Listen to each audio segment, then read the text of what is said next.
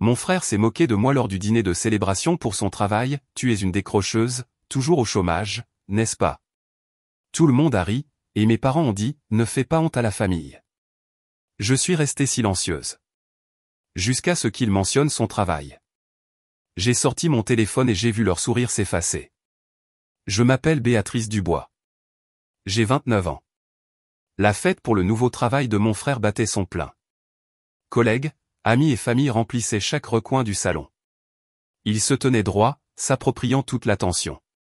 Shiwa Book Shakan det Shuji, a-t-il lancé, sa voix tranchant à travers le brouhaha. Les rires ont explosé. Maman s'est penchée. Ne donne pas une mauvaise image de la famille, m'a-t-elle averti. Papa s'est contenté d'un sourire narquois. Je n'ai pas bronché. Il a continué, se vantant de sa promotion, laissant entendre qu'il rachetait des boutiques en ligne en difficulté pour faire un profit rapide. C'est à ce moment-là que j'ai pris mon téléphone. Sans un mot, juste quelques tapotements. Je l'ai levé, l'écran tourné vers la pièce. Les rires se sont étouffés. Son sourire narquois a disparu. Les yeux de maman se sont écarquillés. Le verre de papa s'est arrêté à mi-chemin de ses lèvres. Un seul message sur cet écran a tout fait basculer. Si on vous a déjà sous-estimé, alors retournez la situation sans dire un mot. Appuyez sur le bouton d'abonnement et activez la cloche. La vraie revanche ne fait que commencer. 3 semaines plus tôt, maman m'a appelé alors que j'approuvais un nouveau contrat de fournisseur. Béatrice, Pascal a été promu analyste senior, a-t-elle annoncé, la voix empreinte de fierté. Il organise une fête à la maison samedi soir. Toute l'équipe, les voisins, tout le monde. Tu viens. J'ai brièvement mis l'appel en sourdine pour confirmer une expédition en gros. Pascal Dubois avait toujours été la référence. Des crises de colère de bambin au triomphe de l'adolescence, les projecteurs restaient braqués sur lui. À l'école primaire, son trophée de la dictée a eu droit à une étagère. Mes notes parfaites en mathématiques m'ont valu une tape sur la tête. Au collège, la plaque de meilleur joueur de basket de Pascal était accrochée dans le couloir. Ma médaille des Olympiades de sciences a disparu dans un tiroir. Au lycée, des recruteurs des grandes écoles pour son club d'éloquence.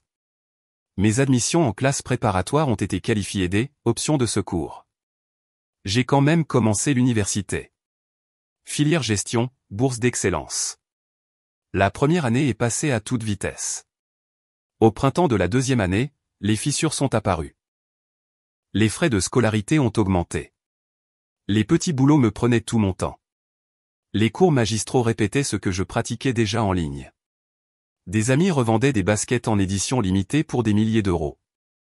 J'ai testé le modèle, trouvé des grossistes fiables, mis en place une boutique en ligne et intégré des passerelles de paiement. Les revenus ont commencé à couler, puis ont bondi.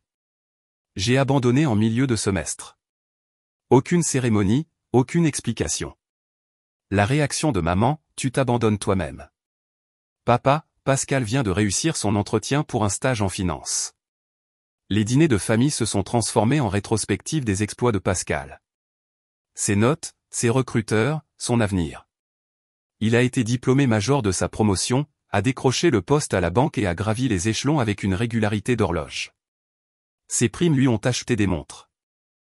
Ses histoires de vacances étaient racontées à l'infini. Mon revenu était silencieux. Le site était optimisé, les publicités adaptées. La clientèle s'est développée. Les mois à 6 chiffres sont devenus une routine. L'hypothèque de l'appartement a été remboursée l'année dernière. Pascal a rencontré Chloé Hubert lors d'un colloque professionnel. Elle modérait des discussions sur la crypto-monnaie et avait créé un groupe d'investissement promettant des transactions triées sur le volet. Pascal a investi tôt, vantant ses analyses à chaque réunion. Maman les a déclarés parfaits l'un pour l'autre. Papa a transféré des fonds de démarrage pour les expériences de portefeuille de Pascal. Le parti pris s'est solidifié pendant les vacances. Le toast pour la promotion de Pascal. Ma présence n'était remarquée que si j'étais absente. La clôture de ses contrats à la défense. Mes réponses étaient génériques. Puis la conversation de groupe s'est animée. Pascal, grande nouvelle. Poste d'analyste senior confirmé. Fête samedi. Soyez sur votre 31. Maman m'a envoyé un message privé, ne manque pas ça. Pascal attend le soutien de la famille. J'ai fixé l'écran. Une autre vitrine. Sourire. Hocher la tête. Encaisser les pics. Mais une nouvelle collection venait de sortir. Les précommandes du lundi affluaient. Pourtant, j'ai tapé « Je serai là ». Pascal a répondu instantanément « Chloé a hâte de rencontrer la légende ». Légende. Un nom de code pour l'anecdote de la décrocheuse. Les souvenirs d'enfants sont refaits surface. Le premier vélo de Pascal, flambant neuf, le mien, d'occasion. Son plan épargne-études, robuste. Mes questions sur l'épargne, éludées. Ses fêtes de remise de diplôme, somptueuses. La mienne, inexistante. Mon abandon des études a cimenté cette narration. Pascal a clôturé un compte à 7 chiffres pendant que je gérais seul des projections trimestrielles à 8 chiffres. L'influence de Chloé s'est étendue. Pascal a publié des articles sur des coentreprises, des webinaires de groupe et des témoignages de membres. Il y a injecté l'argent de ses primes. Elle s'occupait des allocations.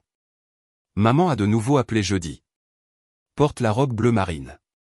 Son patron sera là. J'ai accepté, l'esprit concentré sur la logistique, les alertes d'inventaire et les délais d'expédition. Pascal a envoyé un texto vendredi, nous présentons notre projet à de nouveaux membres. Apporte des idées. Des idées. Comme si. Le déséquilibre me piquait moins au fil des ans. Le succès parlait en chiffres, pas en applaudissements, mais les angles morts de la famille persistaient. Samedi approchait. Samedi soir, la maison était bondée de collègues en chemise impeccable, de voisins jonglant avec leurs assiettes et de parents serrés autour du comptoir de l'îlot. Des guirlandes lumineuses drapaient le patio, la musique pulsait doucement et l'odeur des steaks grillés flottait à l'intérieur. Pascal commandait le centre du salon, Chloé à son coude dans une robe émeraude ajustée. Son patron apportait un toast. À Pascal, notre étoile montante. Les verres se sont entrechoqués. Pascal rayonnait. J'apprécie. Ce n'est que la première étape. Je suis resté près du couloir, ma robe bleu marine se fondant dans l'ombre. Maman circulait avec des amuse-gueules. Papa tenait le bar. Pascal m'a repéré et m'a fait signe. Serette. Rejoins le cercle des gagnants. Un groupe d'analystes s'est formé. Chloé a souri avec crispation. Pascal nous a tant parlé de vous. Il a passé un bras autour de moi. Voici Béatrice. Elle a pris un chemin différent. Une grande femme a haussé un sourcil. Différent comment? Pascal a gloussé. Sheila Bohok Shaki. Le groupe a ri, poliment d'abord, puis plus fort. Chloé s'est jointe à eux, la main sur la bouche. Maman s'est matérialisée, ses doigts s'enfonçant dans mon poignet. Béatrice, ne donne pas une mauvaise image de la famille, a-t-elle murmuré sèchement. Je suis resté planté là. Pascal a insisté, sa voix portant. Mais assez parlé du passé. Chloé et moi nous développons. Nous avons trouvé cette boutique de jouets et de bric-à-brac en ligne. Nous la transformons en machine à cash. Hochement de tête approbateur. Son patron, initiative intelligente. Actif numérique sous-évalué. Chloé a ajouté, notre groupe d'investissement identifie ses pépites. Les membres voient des rendements rapides. Papa a levé son verre de loin. C'est comme ça qu'on joue le jeu. Les murmures se sont intensifiés. Quelqu'un a demandé des détails. Pascal a exposé la stratégie d'acquisition, les chiffres coulant de source. Chloé l'a soutenu avec des données de marché. Les regards se sont tournés vers moi. Sympathie, amusement. Un analyste junior a marmonné, coup dur.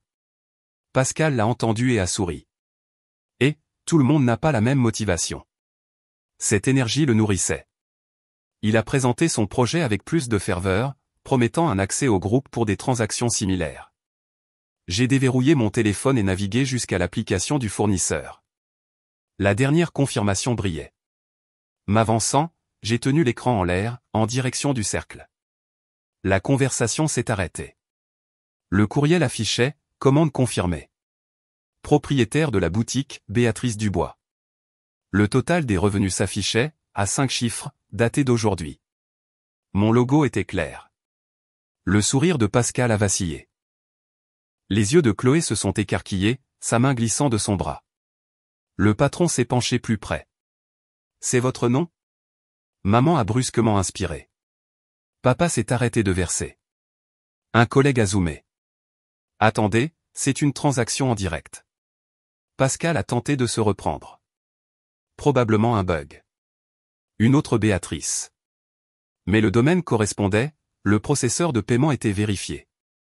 J'ai fait défiler jusqu'à une autre commande. Montant plus élevé. Les rires se sont évaporés. Les chuchotements ont changé de nature. C'est elle la propriétaire. Chloé a tiré la manche de Pascal. Nous devrions vérifier. Il l'a repoussé, les joues rouges. Éteins ça. Je suis resté impassible. Pourquoi? Peur que la boutique en faillite surpasse ta prime. La grande femme a sifflé doucement. Ses marges sont solides. Le patron de Pascal a sorti sa tablette, cherchant le site. Classé en tête de sa catégorie. Les invités se sont attroupés, leur téléphone affichant des avis, des graphiques de vente. Chloé a reculé vers la cuisine, le visage livide. Papa s'est approché. Béatrice, explique. Pascal l'a interrompu. C'est un passe-temps. Rien de sérieux. Mais les chiffres le contredisaient, volume quotidien, évaluation des clients, plan d'expansion. Maman a tenté, concentrons-nous sur la soirée de Pascal, mais c'était trop tard. L'admiration a basculé. Les questions fusaient vers moi. Fournisseur, croissance, profit. Pascal a essayé d'attraper le téléphone. J'ai pivoté. Attention. C'est la preuve de ton affaire. La dynamique de la pièce s'est inversée. Pascal, isolé. Chloé, disparue dans la foule. Les retombées ont été immédiates alors que je montais les escaliers, les murmures des invités s'estompant en bas. La porte de mon ancienne chambre s'est refermée derrière moi. L'ordinateur portable sur le bureau s'est allumé rapidement. J'ai ouvert le tableau de bord administrateur. D'abord, les commandes continuaient d'affluer malgré le chaos. Puis, la curiosité m'a poussé vers les archives de courriel. Pascal m'avait envoyé un message il y a des mois au sujet d'une collaboration commerciale. Je l'avais ignoré, pensant que c'était un pourriel. Une recherche de son nom a révélé un fil de discussion. Objet, proposition d'acquisition de boutique. Pascal écrivait, trouver un site de dropshipping. La propriétaire est une décrocheuse. Demande peu. Couverture parfaite pour les fonds du groupe. Chloé a répondu, d'accord. Transfère la location bancaire sur mon compte. Étiquette-le comme dépôt d'achat. Les pièces jointes comprenaient des modèles de virement, avec des montants correspondant aux primes bancaires récentes dont Pascal s'était vanté. J'ai creusé davantage. La signature de Chloé menait au portail de leur groupe d'investissement. Le tableau de bord des membres montrait des entrées de fonds étiquetées, contributions de Pascal, redirigées vers des portefeuilles offshore. Une autre chaîne de courriel, de Pascal à Chloé, une fois achetée, nous changeons la marque. Les membres penseront que le profit de la revente cache les pertes en crypto. Chloé, brillant. Utilise la fête de famille pour l'annoncer, aucune suspicion.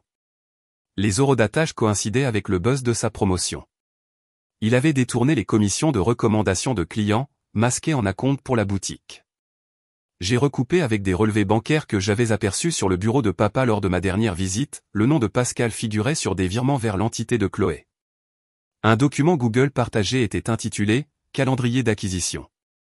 Étape 1, se vanter publiquement à la fête. Étape 2, finaliser la vente après l'événement. Étape 3, blanchir l'argent via les rendements du groupe. Note de Chloé, si la sœur pose des questions, niez toute connaissance.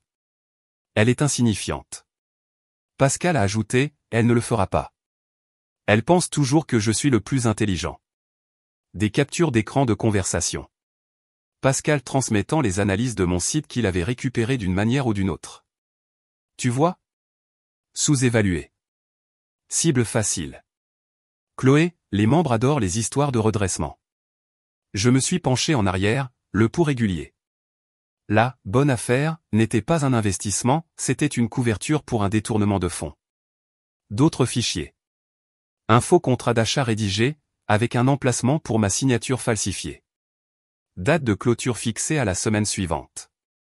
Le dernier message de Pascal, après la fête, fonce. Conclut l'affaire avant la saison des audits. Chloé, fait. Le groupe gobe tout. Le plan s'est cristallisé, utiliser mon succès comme écran de fumée pour leur stratagème. Détourner des fonds de la banque, promettre des reventes lucratives, empocher les différences. J'ai tout exporté dans un dossier sécurisé.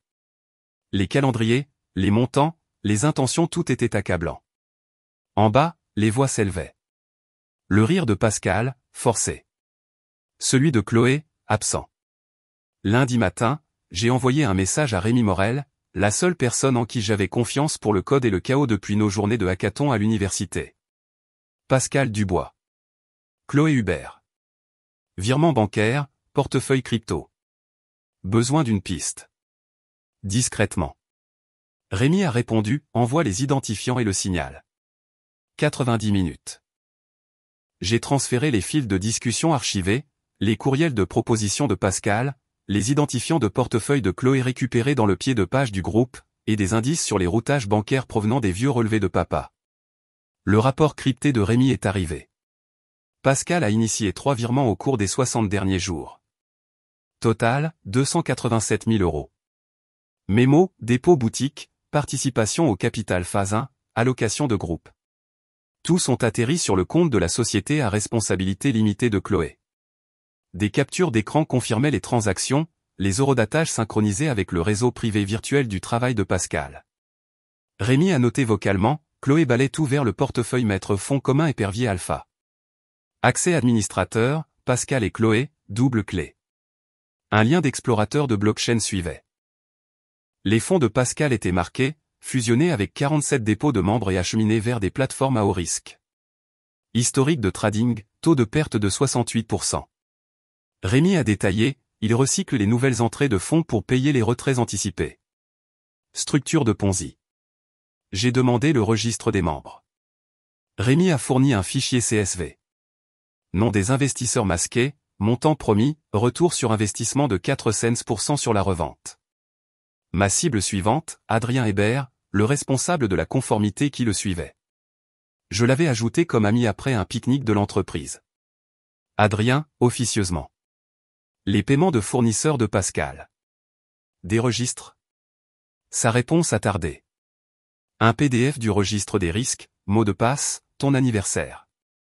Le fichier s'est ouvert. Pascal, signalé pour des sorties de fonds non standards. Chloé, répertoriée comme consultante. Note sur l'évaluation de la boutique, aucun bon de commande, aucun contrat, dérogation verbale de la direction. Adrien a ajouté, j'ai fait remonter l'information. Pascal a prétendu qu'il s'agissait d'une acquisition confidentielle. Le patron a donné son accord. Une autre pièce jointe, le courriel de Pascal à Adrien, fait approuver. Étiquette fournisseur prépayé, urgent. Réponse d'Adrien, document manquant. Pascal, Chloé les fournira après la clôture. Rémi a superposé les dates. Le dépôt de la prime de Pascal, le même jour que le plus gros virement. Extrait du tableau de bord du groupe, Chloé a publié, acquisition complète à 98%. Paiement au 4e trimestre. Fils de discussion du forum des membres, où est mon retour? Réponse de Pascal, vente de l'actif retardé, synchronisation du marché. Rémi a extrait les journaux de protocole Internet. Pascal a supprimé 12 plaintes et banni 3 utilisateurs. Les actions d'administration de Chloé ont ajusté à la hausse le rendement projeté chaque semaine. Le dernier fichier d'Adrien, calendrier d'audit. L'unité de Pascal, prévue pour le mois prochain. Escalade du signalement. Adrien a noté, si les transferts ne concordent pas, suspension. J'ai synchronisé les calendriers. La fête de vantardise de Pascal coïncidait avec un pic de virement, une couverture désespérée. Rémi a cartographié les sorties de portefeuille. L'adresse personnelle de Chloé a siphonné 85 000 € en frais administratifs. Le portefeuille secondaire de Pascal, achat de luxe, une montre, un acompte pour des vacances. Paiement aux membres, 200 000 € en attente, 0 effectué. J'ai compilé le dossier, preuve de virement, bifurcation de la blockchain, vide de conformité, suppression de conversation, menace d'audit. Rémi a proposé un nettoyage, supprimer les métadonnées, acheminer via Tor, conserver. Adrien a prévenu, Pascal prépare un tour d'honneur vendredi. Un autre événement. Preuve verrouillée.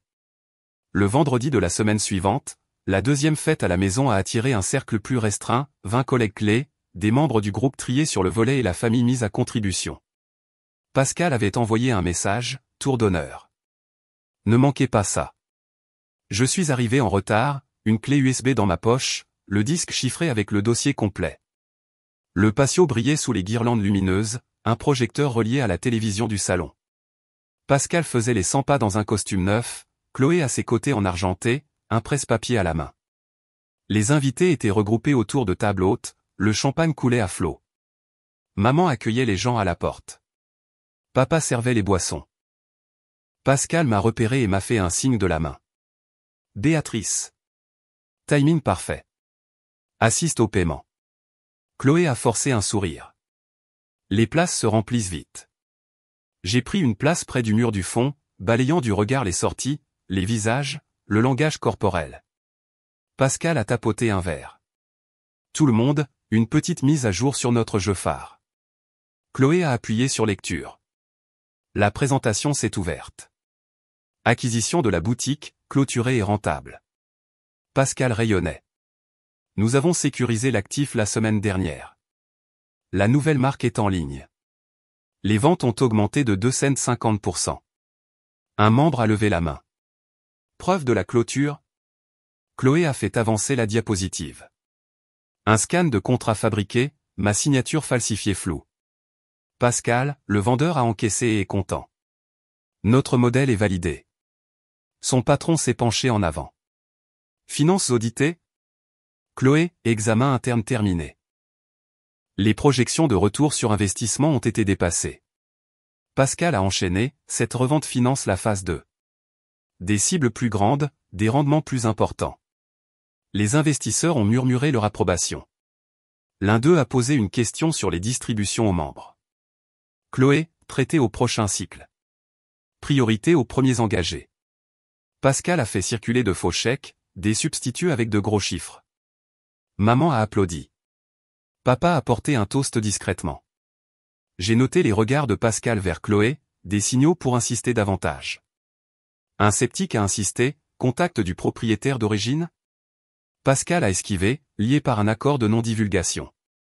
Concentrez-vous sur les résultats. Chloé a affiché de faux tableaux de bord, des graphiques de revenus en flèche. Pascal, une masterclass de redressement. Les questions se sont intensifiées. Divulgation des risques? Chloé, norme du marché. Le potentiel de gain l'emporte. Pascal a sauté sur l'occasion, engagez-vous ce soir, bloquez une allocation de primes. Des fiches d'inscription ont été distribuées. Chloé planait, pressant les stylos. Son patron l'a pris à part, la voix basse. Pascal a hoché la tête vigoureusement. Chloé s'est adressée à la foule, les sceptiques ont raté la dernière occasion. Ne répétez pas l'erreur. Pascal est revenu, plus fort, les actifs du groupe s'élèvent maintenant à 2 millions, en croissance quotidienne. Un membre a vérifié son téléphone. Le site est en ligne. Trafic impressionnant. Pascal a saisi l'occasion. Exactement. La preuve est dans la performance. Chloé a lancé un témoignage vidéo, un faux vendeur, louant l'affaire. Pascal, c'est reproductible. Rejoignez les gagnants. La pression montait, les fiches se remplissaient. Chloé les a collectées avec empressement. J'ai regardé Pascal transpirer sous l'examen, Chloé interceptant les doutes. Son patron est revenu. J'ai besoin de vrais documents. Lundi. Pascal, absolument. Tout est prêt. Chloé lui a chuchoté quelque chose. Il a hoché la tête, élevant la voix, dernier appel, les places se ferment. Le discours a atteint son paroxysme, le désespoir masqué par la confiance. Alors que Pascal et Chloé levaient leur verre pour le toast final, je me suis glissé à travers la foule et j'ai branché la clé USB dans le port latéral du projecteur. Leur diapositive brillante sur les indicateurs de succès a disparu, remplacée par un écran noir austère avec du texte blanc, la vraie affaire. La voix de Pascal s'est brisée en pleine phrase. Béatrice, qu'est-ce que tu fais? J'ai cliqué sur la télécommande. Diapositive 1, résumé des virements bancaires. Des captures d'écran en couleur de 3 virements du compte d'employé de Pascal à la banque d'investissement. Total, 287 400 €. Destinataire, Uber Investissement SARL, la société écran de Chloé. Chaque mémo était annoté en rouge, dépôt de capital boutique, capital de groupe phase 1, acquisition finale de l'actif. Un investisseur au premier rang s'est penché en avant. C'est ma date de contribution exacte. La flûte de champagne de Chloé lui a glissé des doigts, se brisant sur le parquet. Débranche ça tout de suite. Je l'ai ignoré. Diapositive 2, flux du portefeuille de crypto-monnaie. Une capture d'explorateur de blockchain en direct. L'adresse du portefeuille maître du groupe affichait les entrées de fonds, des dizaines de dépôts de membres en vert, les 3 virements de Pascal en rouge gras. Des flèches traçaient le chemin, fusionnés en un seul pool, acheminés vers 3 robots de trading à fort effet de levier, puis siphonnés vers 2 portefeuilles privés étiquetés, réserve administrative, et tampon opérationnel. Pascal s'est jeté sur le projecteur. Son patron l'a intercepté, une main ferme sur son épaule. Laisse tourner, Dubois. Diapositive 3, journaux de conversation interne. Canal d'administration du groupe. Exportations horodatées du Bacan du groupe d'investissement. Pascal, 3h14, besoin de 73 000 € de plus d'ici vendredi. Étiquette comme à compte pour la boutique. Chloé, 3h16, fait. Publie un pic de revenus correspondant. Les membres ne remarqueront rien. Pascal, 3h18, supprime les demandes de remboursement. Bannit les 3 plus grands plaignants. En dessous se trouvaient des captures d'écran du panneau de modération du forum, 12 fils de discussion intitulés « Où est mon paiement ?» Marqués comme « Supprimés », les identifiants d'utilisateurs, bannis de façon permanente. Une femme près des portes du patio a reconnu son pseudonyme. C'est moi. Ils m'ont bloqué la semaine dernière. Diapositive 4, rapport de conformité. Adrien Hébert, analyste des risques. Le PDF officiel de la banque, estampillé, confidentiel. Des extraits clés étaient surlignés, paiement de fournisseurs non autorisés totalisant 287 000 € à Uber Investissement SARL. Aucun bon de commande, aucun contrat, aucune évaluation d'actifs au dossier. Dérogation de la direction par le vice-président directeur signalé pour audit. Recommandation, suspension immédiate en attente d'enquête. Le visage de Pascal s'est vidé de sa couleur. C'est interne. Comment as-tu, diapositive 5, faux contrat d'acquisition. Un document Word daté de 3 jours plus tôt. L'adresse de mon site de dropshipping en haut. Prix d'achat, 690 000 €. La ligne de signature du vendeur était vierge avec un substitut tapé, Béatrice Dubois, en attente. Clause de clôture, paiement via le séquestre du groupe sur approbation des membres. Chloé a reculé contre la table des desserts, renversant un plateau d'éclairs. C'est un brouillon.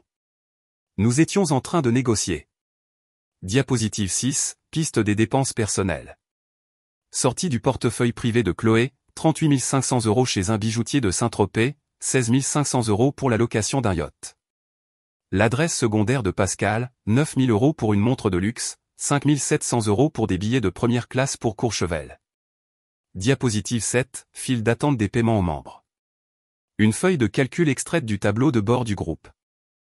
200 000 € de retrait en attente. La colonne de statut était uniforme, en traitement, en attente de la liquidité de l'actif. 0 effectué. La pièce a explosé. Les téléphones se sont levés comme des périscopes. Un investisseur a crié « J'ai mis 46 000 €. Un autre a appelé son avocat sur haut-parleur. Pascal a essayé d'arracher la clé USB. J'ai tenu le câble tendu. Touchy et c'est une altération de preuve.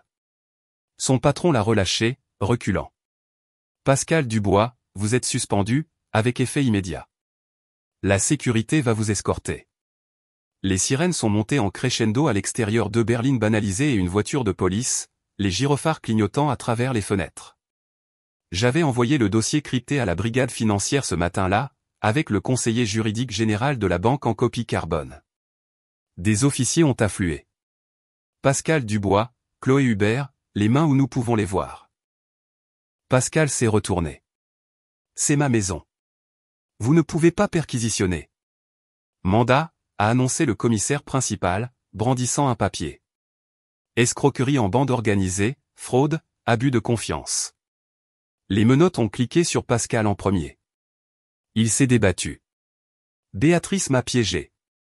Chloé s'est effondrée à genoux, le mascara coulant. Nous pouvons le rembourser. Des agents en uniforme l'ont relevé. Le commissaire s'est adressé à la pièce. Quiconque a des dépôts, restez pour faire une déposition. Maman s'est affaissée contre papa, la bouche ouverte, sans un son. Papa fixait le sol, son verre intact. Le patron de Pascal s'est adressé au personnel restant. Toutes les activités du groupe sont gelées. Une enquête interne complète commence lundi.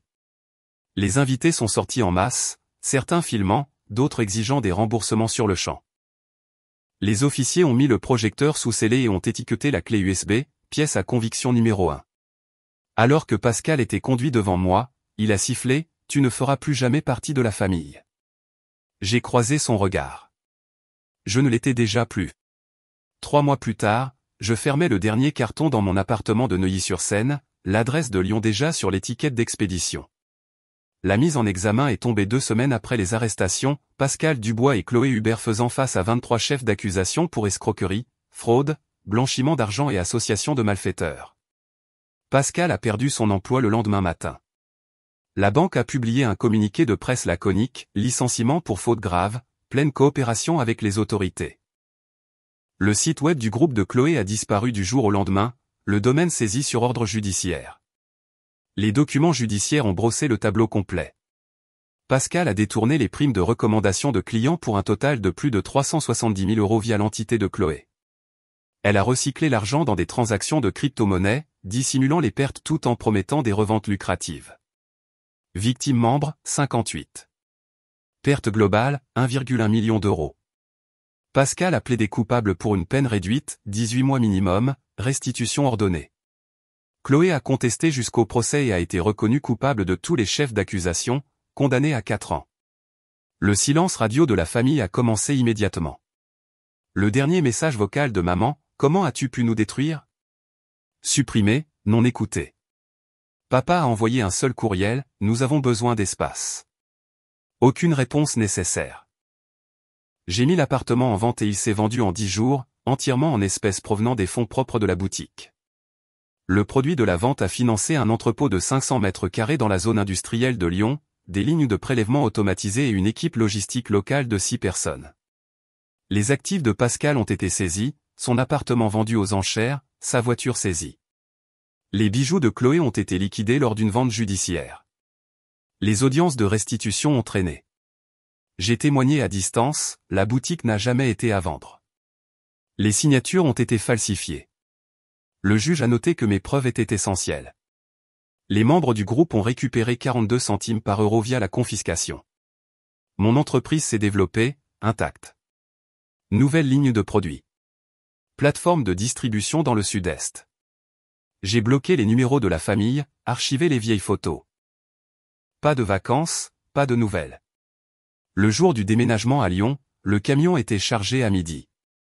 J'ai conduit sur l'autoroute A6 Nord, la brise du Rhône entrant par les fenêtres ouvertes, le rétroviseur vide du passé. Une nouvelle routine s'est installée rapidement. Appel aux fournisseurs le matin. Tournée d'inventaire l'après-midi. Optimisation des publicités le soir. Les revenus ont doublé, trimestre après trimestre. Un article découpé, ancien banquier condamné dans une affaire de Ponzi en crypto-monnaie. La photo d'identité judiciaire de Pascal, les yeux creux. L'appel de Chloé, rejeté.